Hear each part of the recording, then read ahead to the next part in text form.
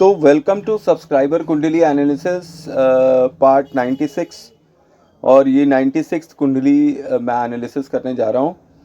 और इस कुंडली के बारे में मैं ज़्यादा कुछ बताऊँगा नहीं कि ये किसकी कुंडली है, कौन है ये और क्या नहीं है। ये बस लर्निंग पर्पस से मैं इसको अपलोड कर रहा हूँ। और जो नेटिव है उसके पेरेंट्स बहुत ही ज़्यादा परेशान हैं इस वक्त, तो उन्होंने कुंडली एनालिसिस करने के लिए भेजा था। और उन्होंने कुछ एक क्वेश्चन पूछे थे, तो इस कुंडली से भी मुझे बहुत ही कुछ लर्न करने को मिला, क्योंकि ऊपरी तौर पर देखने पे इसमें कहीं से भी दोष नहीं दिखाई पड़ता है। इस कुंडली के अंदर अगर ऊपर तौर पर देखा जाए तो हाँ, मंगल बैठा है हाउस नंबर 7 में, वो दोष दिखा दे रहा है। और चंद्रमा दिखाई पड़ रहा है, ठीक है, जो कि प्रॉब्लम में आ रहा है। ये दो चीज़ें तो सामने सामने दिखाई पड़ी, पर एज सच यहाँ पर ये बोलना कि कोई भूत प्रेत या ऊपरी साया है, ये कुछ दिखाई ऊपरी तौर पर नहीं दिखाई पड़ता है। तो यहाँ पर हम बेसिकली 4 तरह के योग के बारे में डिस्कस करेंगे जो इस कुंडली में दिखाई पड़ रहा है। अपार्ट फ्रॉम द कुंडली एनालिसिस, इसमें भूत प्रेत योग जो कि शनि और राहु के मेल से मिलता है, कि शनि और राहु का अगर मान लो संगम हो जाता है या किसी तरह से संबंध बना देते हैं तो वो भूत प्रेत योग कहलाता है। और गुरु चांडाल दोष जो कि गुरु और राहु के कॉम्बिनेशन से बन जाता है। और चंद्र ग्रहण योग, मतलब कि जैसे चंद्रमा और राहु या केतु अगर आ जाएं साथ में तो फिर चंद्रमा को ग्रहण लग जाता है। ये योग यहाँ पर दिखाई पड़ता है। और हम लोग यहाँ पर इन्हीं 3 दुर्योगों के बारे में डिस्कशन करेंगे, और फिर गज केसरी राजयोग के बारे में भी यहाँ पर डिस्कस करेंगे। अभी क्योंकि नेटिव की उम्र जो है वो छोटी है, ज़्यादा बड़ा नहीं है बच्चा, और इकलौता बच्चा है इनका, और माँ बाप बहुत ज़्यादा परेशान है। तो मैंने अपनी तरफ से ये देखने की कोशिश करी कि क्या वास्तव में कुछ ऐसी प्रॉब्लम है, ऊपरी फेर इनके उसमें है कि क्या है। तो क्या ग्रह नक्षत्र ये बोलते हैं कि बच्चा किसी भी वजह से भूत प्रेत से इफ़ेक्ट हो जाएगा। तो यहाँ पर देखने योग्य बात है कि सबसे पहले हम लोग हाउस नंबर 3 को देखें अगर, तो यहाँ पर तो सीधे सीधे एक चंद्र ग्रहण योग बन जा रहा है, ठीक है। अब नेटिव का एक्सप्रेशन जो है, जो कि राहु, आप समझ सकते हैं कि राहु वक्री होकर बैठा हुआ है हाउस नंबर 3 में। तो राहु यहाँ एक बहुत ही ऑस्पिशियस पोजीशन पर बैठा हुआ है, मतलब कि राहु यहाँ पर रैग्स टू रिचेस की कहानी कहने वाला होता है, जैसा कि मैंने आप सबको बताया हुआ है, ठीक है। अब राहु किस राशि के साथ ये रैग्स टू रिचेस वाली कहानी कर रहा है यहाँ पर हाउस नंबर 3 में। तो ये बच्चा जो है, एक तरफ मैं आपको एक चीज़ बताऊं कि ये बच्चा जो है अपनी लाइफ में तरक्की तो धुआंधार करेगा, इसकी कोई मतलब इफ बट नहीं है। राहु इतना पॉजिटिव है इनका, 2 में भी पॉजिटिव और 3 में भी पॉजिटिव।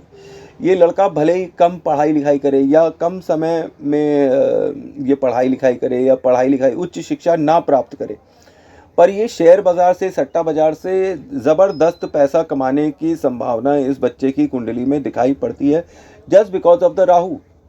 राहु दूसरे घर और तीसरे घर को एक्सप्लॉइट कर रहा है।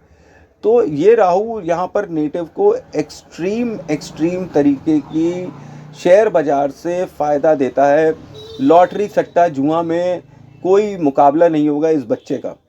यहाँ पे शुक्र की स्थिति अगर देखी जाए तो शुक्र जो है एक्सट्रीमली पॉजिटिव होकर हाउस नंबर 7 में बैठा हुआ है, और प्लस मंगल भी वहाँ पर बैठा हुआ है, मैलिफिक इफेक्ट दे रहा है। इसमें शुक्र की स्थिति बहुत ही ज़्यादा मजबूत हो जाती है, क्योंकि ये भी कहते हैं कि शुक्र और मंगल जो है वो दोस्त है। दोस्त मैं बताता हूँ क्या, कि शनि जो है हस्बैंड है और मंगल जो है वो प्रेमी है शुक्र का।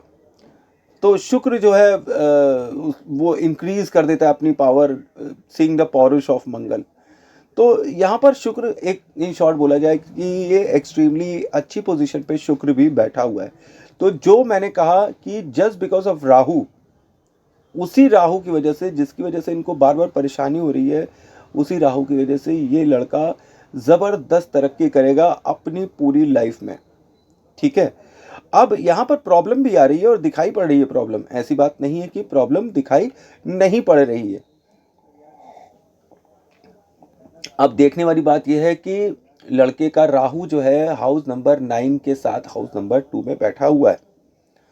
तो ये भगवान का हाथ इस बच्चे के सिर पर देते हैं। यहाँ पर गुरु यहाँ पर कृपालु होते हैं और भगवान का हाथ, हैंड ऑफ गॉड, दे देते हैं इस बच्चे के सिर पर।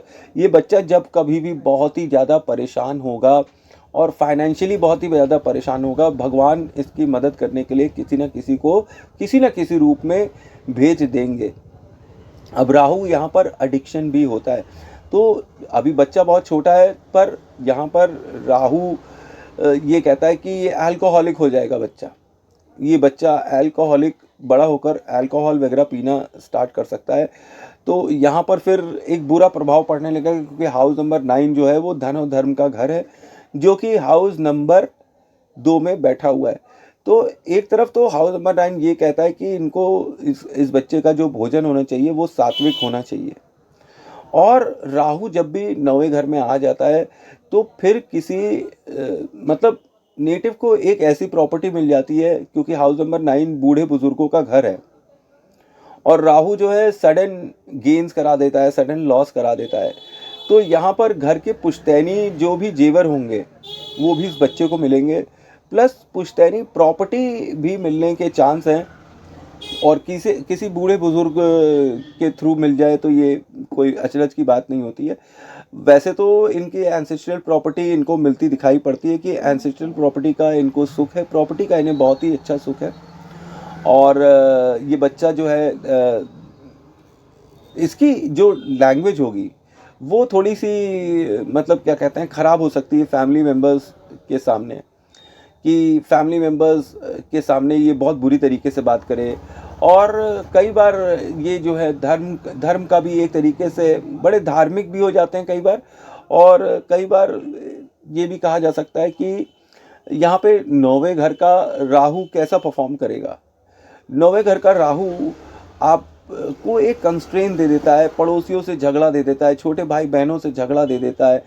आप एक तरीके से कहा जा सकता है कि आस पड़ोस में आपका झगड़ालू स्वभाव बना देता है, आपकी भाषा को गंदा कर देता है यहाँ का वक्री राहु, हाउस नंबर 3 का राहु। तो एक तरफ अल्कोहल जैसी पोजीशन या प्रॉब्लम्स खड़ी कर देता है यहाँ का राहु, पर दूसरी तरफ ये प्रॉपर्टी का सुख भी देता है, और ये नेटिव को बहुत ही ज़बरदस्त दबंग बनाता है। कई बार ये नेटिव यहाँ के राहु वाले जो हैं शेयर बाज़ार में बहुत अच्छा करते हैं, और इवन फिल्म लाइन में भी ये बहुत अच्छा कर सकते हैं। अच्छा, अब यहाँ पर हाउस नंबर 3 में जब हम राहु को देखते हैं चंद्रमा के साथ, तो यहाँ पे चंद्र ग्रहण बन जाता है। वैसे भी चंद्रमा हाउस नंबर 3 में बिल्कुल भी कंफर्टेबल नहीं होता है, तो नेटिव की माता को हानि में, नेटिव के जो स्पीच का एरिया, ये हाउस नंबर 3 है। ये हाउस नंबर 3 हमारे पराक्रम का घर है, और यहाँ पर जब चंद्रमा आ जाता है और राहु के साथ एक ग्रहण बनाता है, तो फिर अब यहाँ पर एक चीज़ तो साफ साफ दिखाई पड़ती है कि नेटिव जो है उसकी माता को हानि तो अवश्य ही होनी चाहिए, क्योंकि यहाँ पर चंद्र ग्रहण होता दिखाई पड़ रहा है। दूसरी तरफ यहाँ का राहु तो जब बैठा रहता है तो नीचे देखने चाहिए कि हाउस नंबर 4 में वक्री गुरु बैठा हुआ है, जो कि जब हाउस नंबर 3 को विजिट करेगा तो फिर यहाँ पर गुरु चांडाल दोष और गज केसरी राजयोग दोनों एक साथ बन जाते हैं। एक तरफ किस्मत बन जाती है, दूसरी तरफ कुछ न कुछ प्रॉब्लम्स क्रिएट हो जाती हैं। रिगार्डिंग व्हाट, क्योंकि स्पीच का एरिया है, तो स्पीच के एरिया में कुछ न कुछ प्रॉब्लम होनी स्टार्ट हो जाती है, तो वॉइस बदल जाना। और यहाँ पर एक चीज़ और बताऊँ कि अब यही वक्री राहु जब बैठता है हाउस नंबर 2 में और ये अपनी 9वीं दृष्टि डालता है, तो 9वीं दृष्टि डालेगा तो 7, 8, 9, तो अब जहाँ पर हाउस नंबर 5 और शनि लिखा हुआ है 10वें घर में, यहाँ पर वक्री राहु अपनी 9वीं दृष्टि डालेगा, और शनि राहु यहाँ पर योग बनाता दिखाई पड़ जाता है।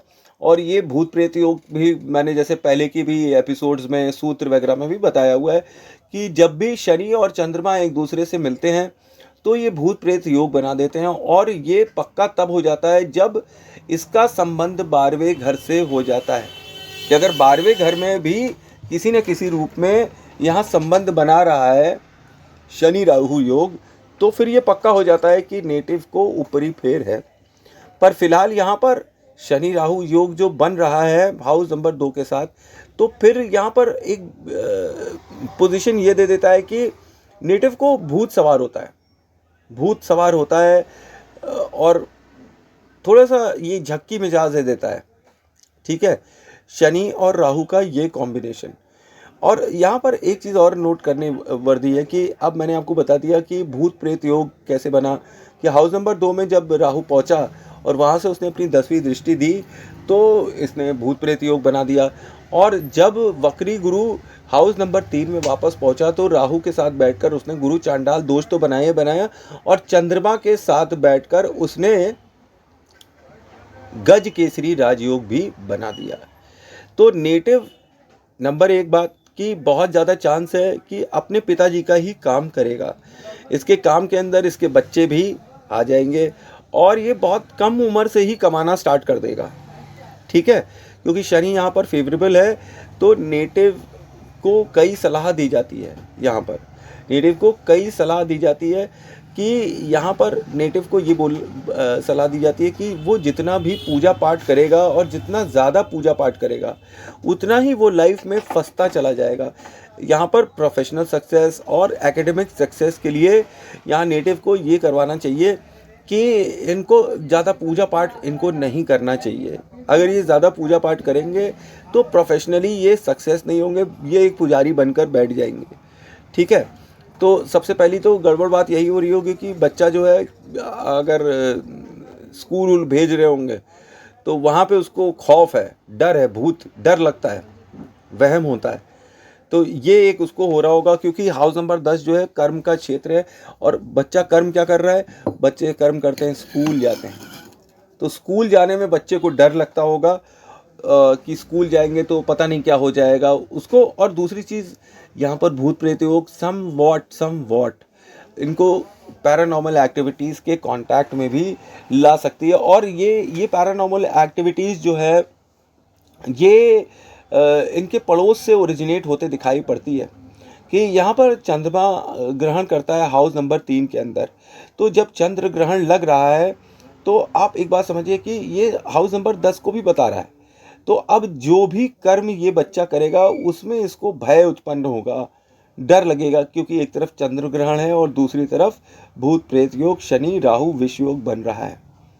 अब इस पे सोने पे सुहागा ये हो जाता है कि गुरु महाराज भी जब भी वापस होके गुरु की महादशा अंतरदशा प्रत्यंतर दशा आएगी तो गुरु महाराज राहु के साथ बैठकर गुरु चांडाल दोष भी बना देंगे और दूसरी तरफ गज केसरी राजयोग बना देंगे। तो यहाँ पर हाउस नंबर 3 में ना गुरु अच्छा परफॉर्मेंस दे पाते हैं और ना ही चंद्रमा अच्छा परफॉर्मेंस दे पाते हैं। हालांकि चंद्रमा अपना बेस्ट देने की कोशिश करता है यहाँ पर और पराक्रम में वो कहीं से पीछे नहीं होता, पर राहु की वजह से वो यहाँ पर पीड़ित हो जाता है। मतलब मानसिक अशांति और मेंटल पीस डिस्टर्ब हो जाना, मेंटल प्रॉब्लम्स होना यहाँ पर साफ साफ दिखाई पड़ता है। और कर्म क्षेत्र में ये काम हो रहा है, मतलब जहाँ पर भी ऑफिस जाना हुआ या फिर स्कूल जाना हुआ ये बच्चे को वहाँ पर डर लगेगा। तो अब इसके लिए यहाँ पर नेटिव को क्या करवाना चाहिए, कई उपाय मैं बता सकता हूँ कि जहाँ पर नेटिव काफ़ी हद तक इनकी प्रॉब्लम सॉल्व हो जाएगी। अब कैसे सॉल्व किया जाएगा यहाँ पर नेटिव की प्रॉब्लम, कि ये जो इतने गड़बड़ योग हैं इनमें से कौन सा योग एक्टिव रखा जाए और कौन सा योग ख़त्म कर दिया जाए। तो अब यहाँ पर पहली शर्त ये है कि अगर राहु अच्छा परफॉर्म कर रहा है तो क्या होगा कि शनि आगे होगा और शनि पीछे होगा और राहु आगे होगा।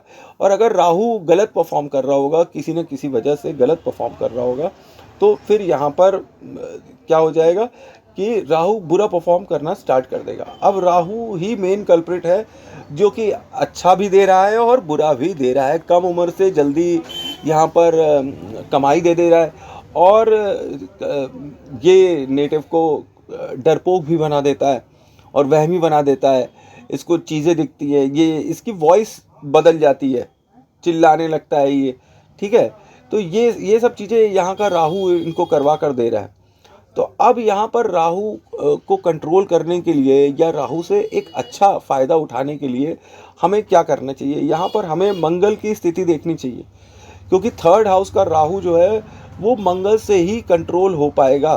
क्योंकि तीसरे हाउस में बुध और मंगल का राज होता है, और राहु को कंट्रोल, अगर राहु अनकंट्रोलेबल हो गया है तो फिर मंगल का साथ लेना पड़ेगा। अब दूसरी तरफ यहाँ पर जब हम मंगल को देखते हैं तो वो हाउस नंबर 7 में खुद ही मैलेफिक इफेक्ट में बैठा हुआ है। मंगल को अगर बहुत ज़्यादा स्ट्रॉन्ग किया गया तो फिर मैरिड लाइफ ख़राब हो जाएगी।